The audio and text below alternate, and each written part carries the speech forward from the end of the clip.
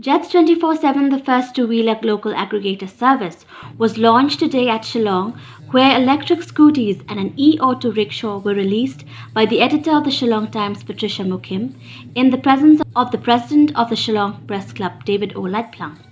The first technological setup in the state, the Jets 24/7, aims to cater to the needs of the general public while at the same time ensuring safety, security, and convenience through the first of its kind aggregator service in Meghalaya. Also, the service aims to create employment opportunities to many unemployed youths of the state.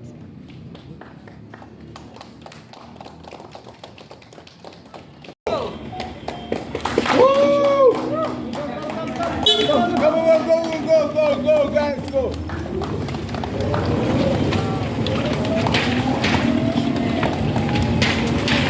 Illegal parking for stop.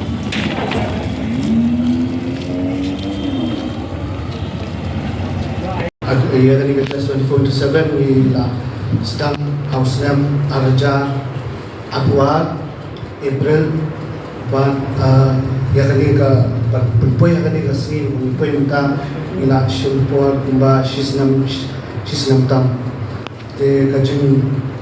mi jong ni ka Jets 24/7 ni kong siya ni day nakada unemployment kum sama haba ipet ya kajela la sabwe snam bat adu menta ni padyo aggregator pada nak ni kajela kum sama asyam ya kani ka passenger mangan chman dan kami yang first aggregator state jom ke Meghalaya kum ka deal wilayah trade stop ni stop si wilayah trade stop but masuk kemen pangasungguh yang baru ke tim jom Jets 24/7 ba ke tray lang ialah pengurlang dan pelang bakalau minta kum aggregators makwa pensyai kemudian ide ka technological startup kaba connect yang passenger but rider ni iwan apreng jong kata ide ki aggregators te ngai play ya baru ki belaya dan betah kenika jimpeni kenika Jets 24/7 dan agreement scam ba kene kajing syakri bagi ai kanlong ka junior nong ya paiba ya kamtam ibadan kam ini service nomor ba service kami kat bangila in ai ka door belum affordable belum safe belum convenient but ni government scam dah jingkershan jongki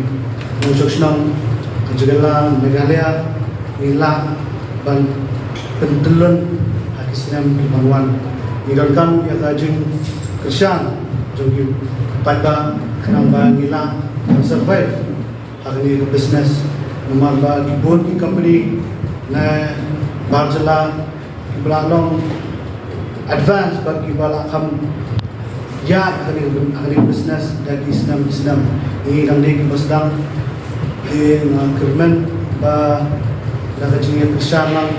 inilah benek ini ka local aggregator ba midi locally nak ni ka state